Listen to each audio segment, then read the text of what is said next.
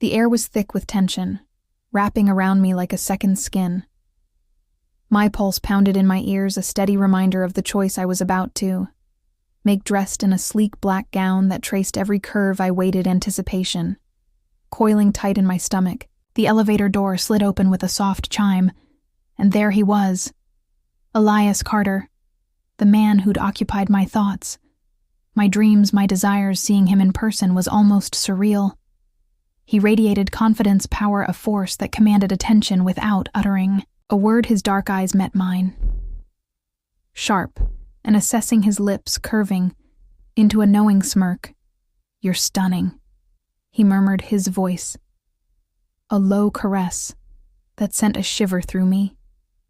I swallowed hard, my throat suddenly dry, but I didn't look away. I couldn't. His presence held me captive. Without hesitation, he reached for my hand, his grip firm, yet unhurried, leading me into the lavish hotel suite. The city skyline stretched beyond the floor-to-ceiling windows, but I barely noticed my entire world had narrowed down to him. Elias removed his jacket. The movement fluid controlled his black shirt, fit snugly, emphasizing the broad expanse of his chest, the firm muscles beneath the fabric. His scent enveloped me, clean, masculine, with something deeper, darker, more primal. "You've been watching me," he mused, his voice smooth yet edged with certainty. I can tell heat crept up my cheeks, but I didn't deny it. "I have," I admitted, my voice barely above a whisper. His smirk deepened, his gaze darkening with something dangerous. "And now you want to know what it feels like?" I nodded, my breath catching. "Say it." His tone was gentle, but firm, a command wrapped in silk. For a moment, hesitation danced on my tongue, but then desire outweighed doubt. "I want to know what it feels like." The playful curve of his lips faded, replaced by something deeper, something raw. "Then let's find out." Before I could react, his hands were on me, his grip possessive yet reverent. He pulled me against him, his body, solid, unyielding. The heat between us was electric, setting my nerves ablaze. His lips met mine, demanding, consuming. Every touch was deliberate. Every kiss ignited a fire I hadn't realized I had been suppressing.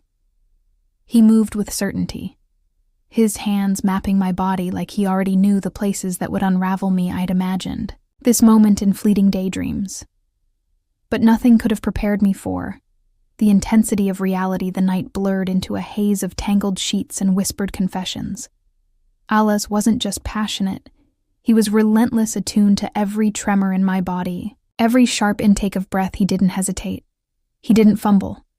He knew exactly what to do, exactly how to make me come undone by the time it was over.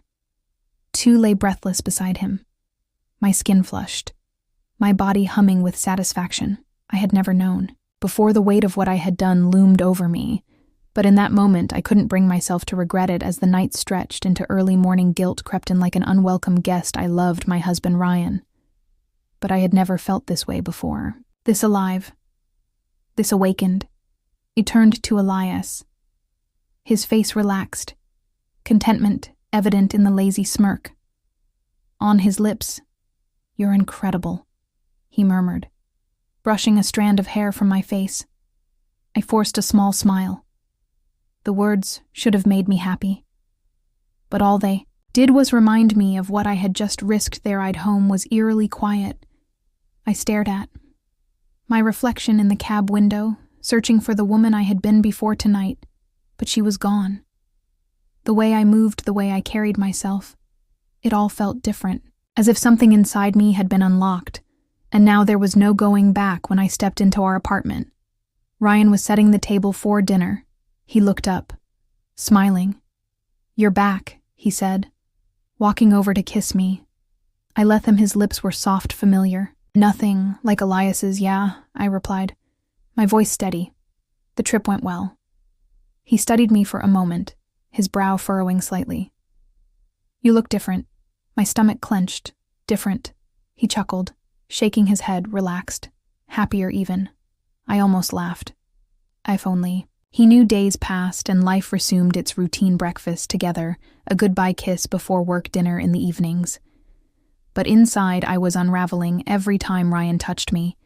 I had Toramine myself to respond to pretend to felt the same way I always had, but my body knew the difference now.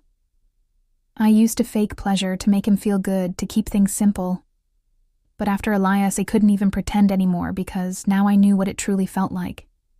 And that was dangerous. The guilt never truly faded, but I learned to live with it. I told myself it was just a fantasy one I had fulfilled, and now it was over. I convinced myself. I still loved Ryan and in a way I did. But love and desire were two different things. And now I knew the difference. The hardest part wasn't the guilt. It was the temptation for days. I fought the urge to reach out to Alias just one message, just to see if he remembered, if he thought about that night the way I did. But I stopped myself every time. This was a one-time thing I had crossed, a line I could never uncross, and Ryan would never know, because I would take this secret to my grave days, turned into weeks, and I convinced myself I could bury what happened with Elias, lock it away in some dark corner of my mind, and move on. I played the role of the devoted wife, the woman who had everything she could ever need. And for a while I almost believed. But the lie became harder to maintain. The memories crept in at the most. Unexpected moments, Ryan would wrap his arms around me at night, holding me close.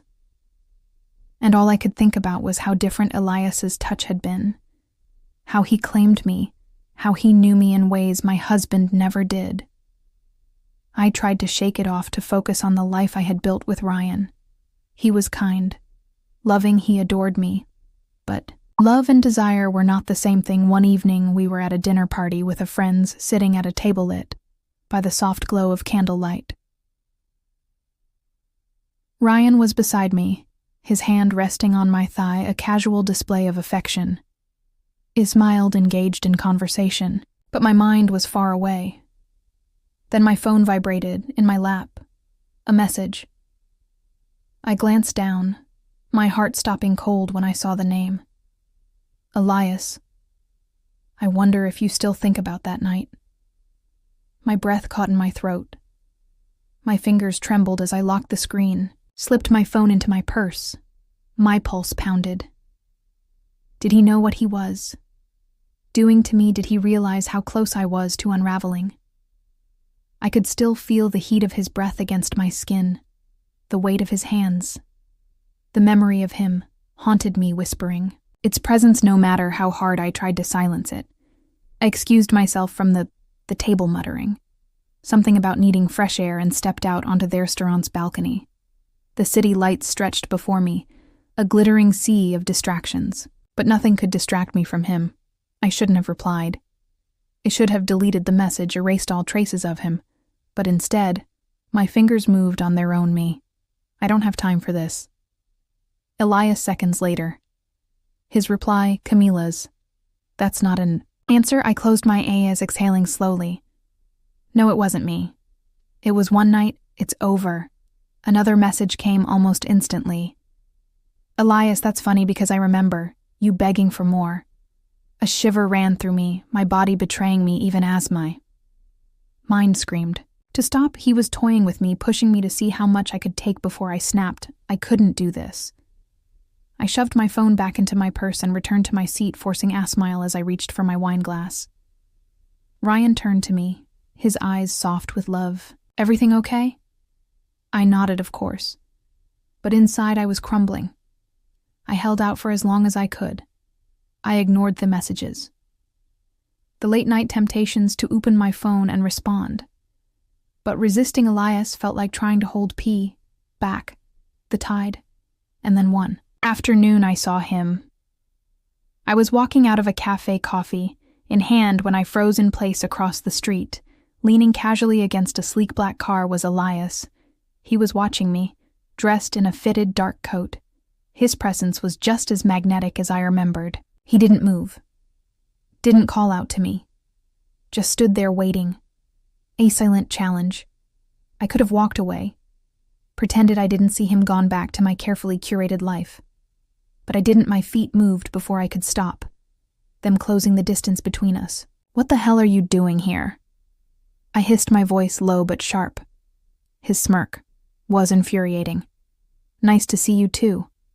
Scarlet, hearing my name from his lips, did things to me I didn't want to acknowledge.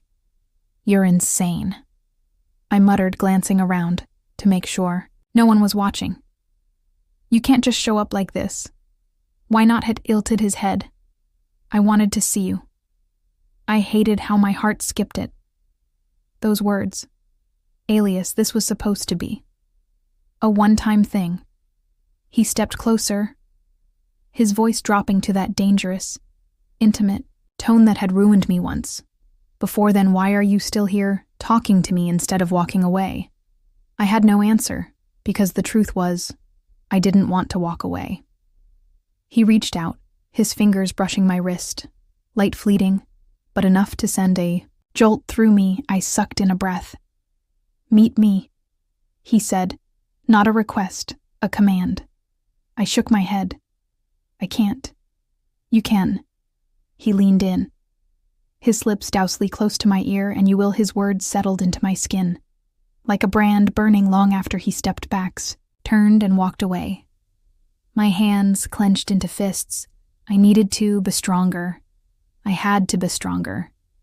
But that night, as I lay beside Ryan, my body restless, my mind trapped in memories I couldn't escape, I knew I was already lost, and it was only a matter of time before I fell again.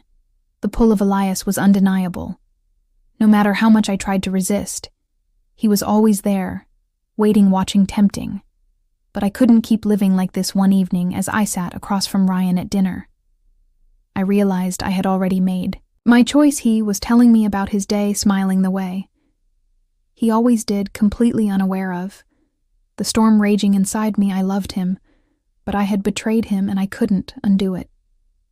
That night, I stood in front of them, mirror, staring at my own reflection, searching for the woman I used to be, but she was gone. I picked up my phone, my heart hammering as I typed, "Message me. I can't do this anymore. Don't contact me again." I hesitated. Only for a second. Before hitting send, seconds later, the reply came, "Elias." "Are you sure?" I exhaled sharply, forcing myself to do what I should have done from the start. I blocked his number, then I turned off my phone, climbed into bed beside my husband, and wrapped my arms around him as if holding on to him could somehow undo the past. It couldn't, but it was time to stop running some secrets I would take to my grave, and that concludes Scarlett's story.